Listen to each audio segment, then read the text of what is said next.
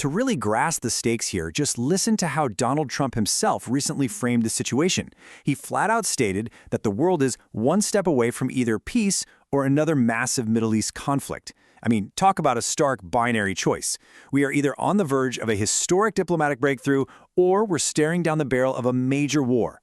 This quote perfectly sets the stage for why we absolutely need to understand the mechanics of what's happening behind closed doors right now. So how did we even get here? Well, the core of this renewed tension centers squarely on Iran's nuclear program.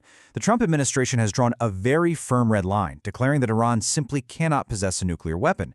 But honestly, how the U.S. is handling that red line is what's truly fascinating. Recent discussions have actually pulled in major global leaders. We're talking folks like China's Xi Jinping. Now, early reports definitely indicated that the U.S. military was actively prepping possible strike options just in case negotiations failed. But instead of immediately pulling the trigger on those strikes, the strategy has deliberately shifted. Right now, the U.S. is heavily prioritizing the negotiating table over the battlefield. When direct talks are basically impossible, diplomacy has to retreat into the shadows. The U.S. and Iran aren't exactly sitting in a cozy room together hashing this out over coffee. Instead, they're relying on a totally surprising, really diverse network of global powers. We've got Pakistan, Qatar, Oman, and China all stepping up to pass proposals back and forth. It's this incredibly delicate, high-stakes diplomatic maneuver, mediated by countries with vastly different global interests, but they're all united by one common goal: preventing a massive war.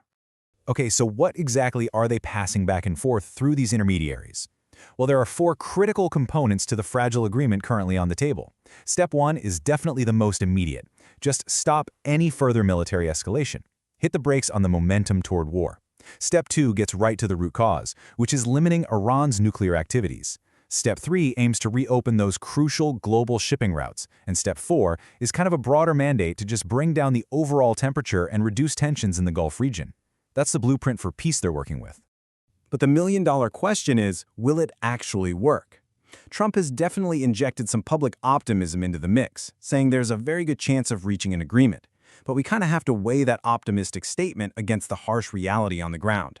Geopolitical experts are warning that these indirect talks are incredibly fragile.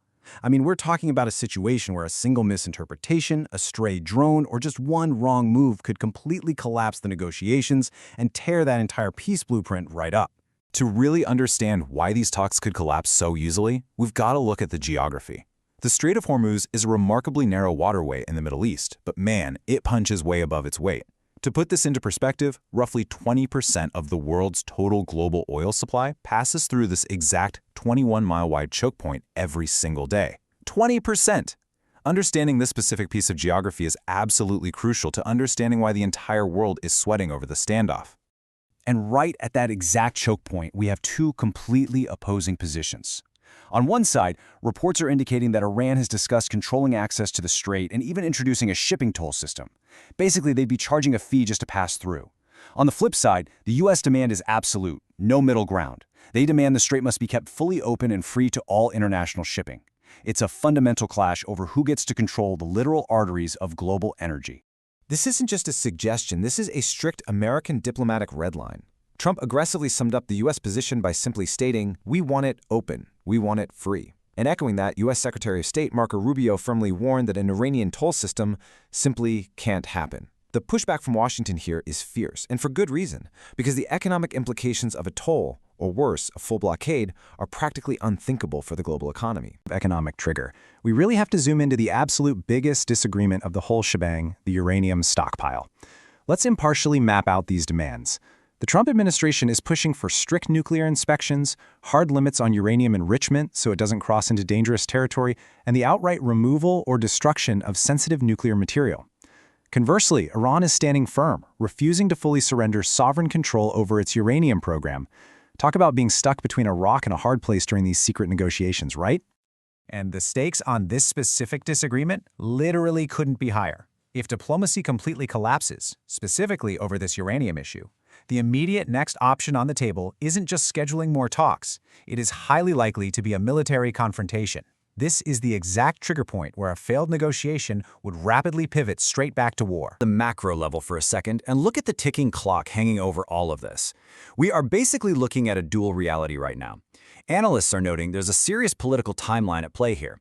There's a strong sense the Trump administration wants to avoid plunging into a messy, large-scale war right before the next political cycle. So you've got this distinct political motivation driving the push for a peace deal. But concurrently, the U.S. military definitely isn't standing down. They are actively readying backup strike plans. It's this incredible balancing act of fiercely negotiating for peace while very visibly preparing for war. Ultimately, the reason the entire world is holding its collective breath is because this impacts us directly. If these talks fail and conflict actually erupts, the shockwaves are going to hit your wallet immediately. Fuel prices will absolutely explode due to the disruption in the Strait of Hormuz. Global markets could totally crash.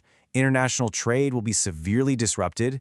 Millions of ordinary people worldwide, people like you and me, are going to feel the heavy economic sting of this geopolitical failure. So, I want to leave you with this final provocative thought that really summarizes the sheer magnitude of what we've covered today. Will Donald Trump successfully negotiate a fragile, highly complex peace with Iran through these shadow back channels? Or are we inevitably moving toward another major economy-shaking war in the Middle East? The machinery for both of these outcomes is currently in motion. Keep your eyes glued to the Strait of Hormuz, and keep a close watch on those uranium enrichment levels. Thank you so much for joining me for this explainer. Keep learning, stay curious, and I'll see you next time.